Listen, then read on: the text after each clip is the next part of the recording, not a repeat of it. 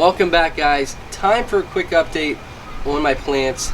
As you can see, they have grown quite a lot since seedlings, and they're getting much wider and much taller, and the bigger they get, the less closet space I have. They're starting to get too big for the closet, so hopefully the weather will improve to the point soon where I can move them outside. But today, temporarily, I'm giving them some fresh air. I'm giving them their first exposure to sunlight. I'm hardening them off, and what that means is I'm building up the photoreceptors in their leaves. They have to adapt to the raw power of the sun. The leaves are built up, the photoreceptors are built for the grow light that I have in the closet.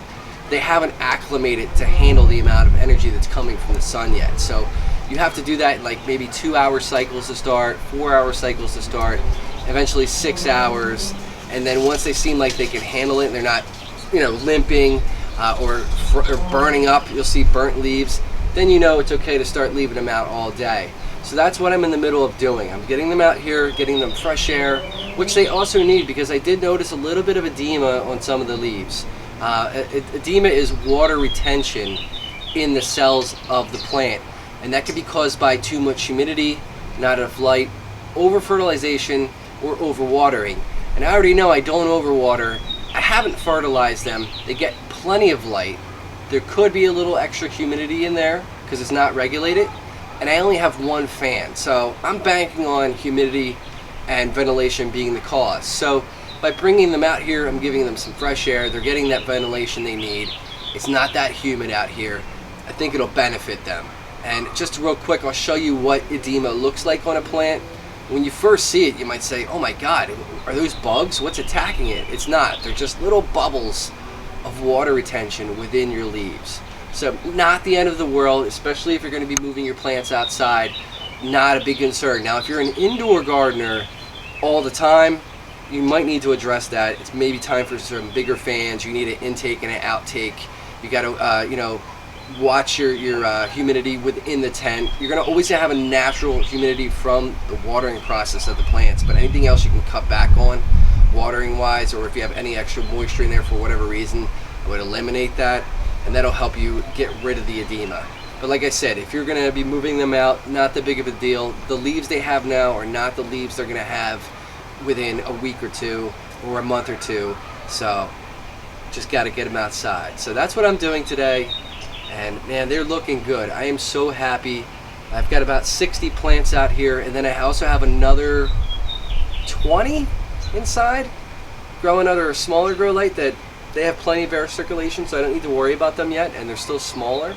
And then we have another 14 overwintered plants in the basement, which were absolutely decimated by aphids, but I finally stopped them, so they're looking better. I'm seeing some recovery. We'll be moving them outside too. So yeah, that's where we are. Just some quick tips about edema. And guys, when you're taking care of indoor plants, you really need to treat each plant individually. I can't stress this enough. I get a lot of questions like, why am I having issues here? Why am I having issues there? What is this? And 80% of those problems that people have to deal with their watering schedule. They're overwatering, they're underwatering, but 80% of the time, 90% of the time, they're overwatering. You have to set a schedule, and you have to treat each plant independently, because if you water them all at the same time, half the plants might not need it. This plant right here versus this plant right here, this plant's a lot smaller. It's going to take him a lot longer to use up all the water that he has, especially if his roots haven't bottomed out yet. This guy is substantial. He's got roots poking about at the bottom of the cup right now. He's going to drink up a lot more. And then you need to take temperature into, you need to look at temperature. If your closet is at 90 or 80 degrees all day, the water is going to go away a lot quicker. And if you have a big plant drinking that water, it's going to need water way before this guy's going to need water. So take the time to look at each plant individually, pick up the cups. I usually go by, wow, this is feeling pretty light. It's not drooping yet, but that's very light. And then I touch the top of the soil, I feel it's dry. You can even stick your finger and put it down into the cup a little bit. I feel if it's dry down there. But if it's feeling light and the top's dried out, more than likely it's time to water. I bet you within a couple of hours the plant will be drooping if you don't water at that point. And that's where I like to let them go, because I want them to search for the water. I want them to look for the water. I want them to grow their roots down to the bottom of the cup.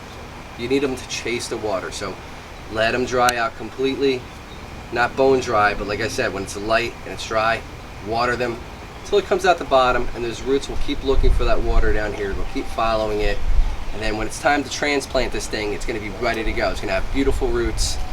So don't overwater your plants. Keep an eye on each one.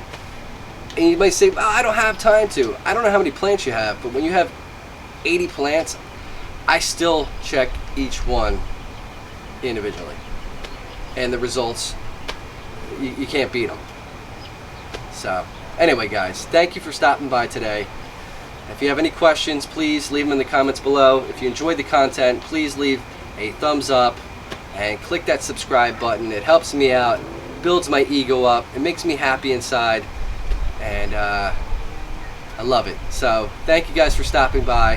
Have a great day, have a great night, whatever time it is, have a great one.